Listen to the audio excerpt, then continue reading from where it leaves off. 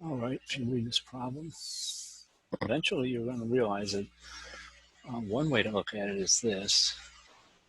You have a page, and on it, you have a region that you'll see printed words and content, whatever that is. And it'll look like that. Okay. We know that the margins all around have to be 1.5 inches. So all the way around. We know that the actual area to be printed is in here. And that area has to be 36 inches. That shaded area is 36 inches square. Okay, so printed area.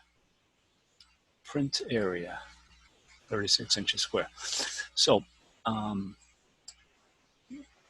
let's go ahead and label some of these unknowns here. The real unknown is in here, across from here to here. And we could call that X.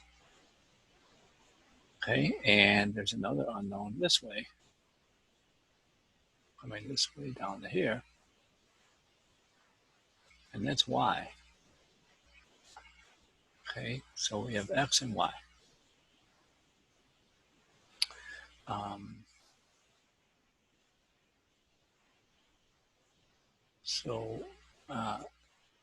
We know X times Y is 36. We know that. And that has to be true. But we also know that we're trying to minimize the amount of paper used. So the amount of paper is this distance across here. Well, area is the amount of paper and this distance here. Okay, now you can see that across here, this is X plus 3 because there's 1.5 on each side plus the X. Okay, and up on top, from bottom to top, you have that Y being equal to, or that distance across from the top to bottom is Y plus 3 also.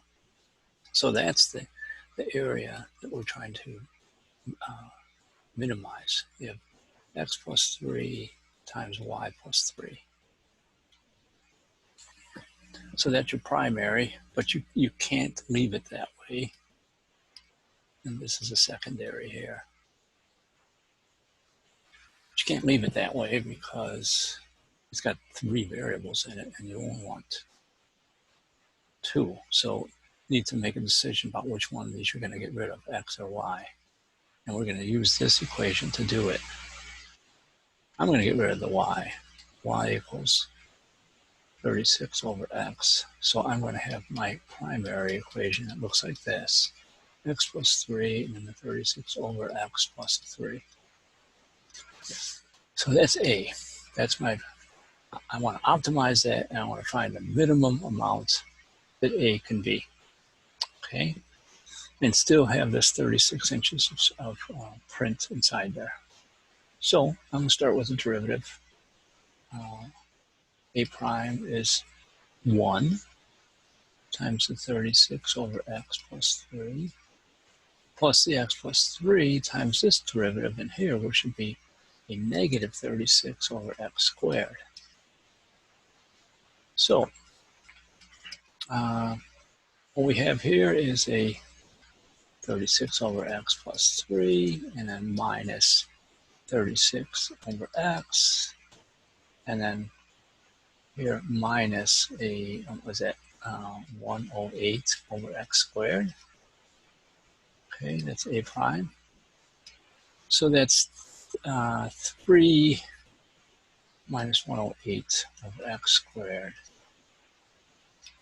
And we will set that to 0 and solve. So this will be 3x squared minus 108 over X squared. Now you see X can't be 0, so don't even think about that. Don't worry about it. It's not critical. It means nothing.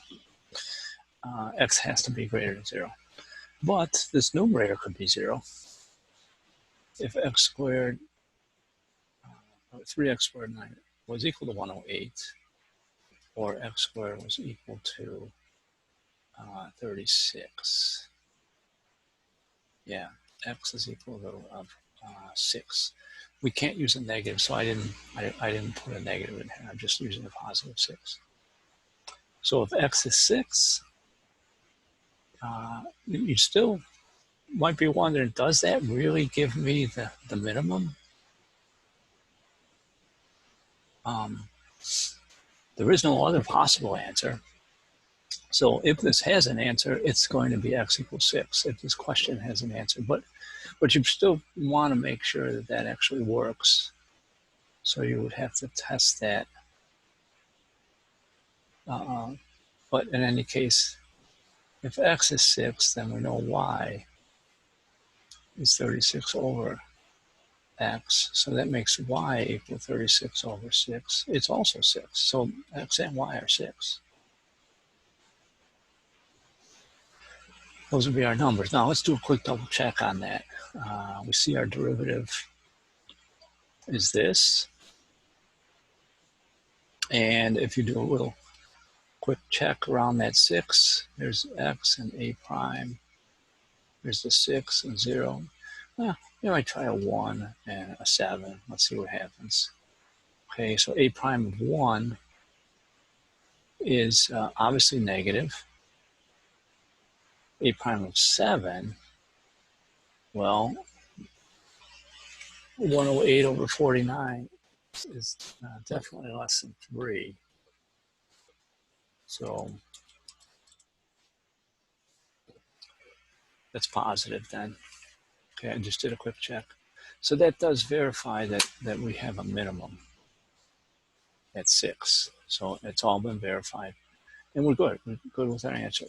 6 and 9, that makes the page, the size would have to be 9 across the bottom and 12 up and down. So it'd be 6 plus 3. 6 plus 3 is 9, and across here, we have 6 plus 3. Oh, that's a 9 also, sorry. Okay, so those are the dimensions of our page. It looks like it's going to be a square page. So it's going to be square to make that happen.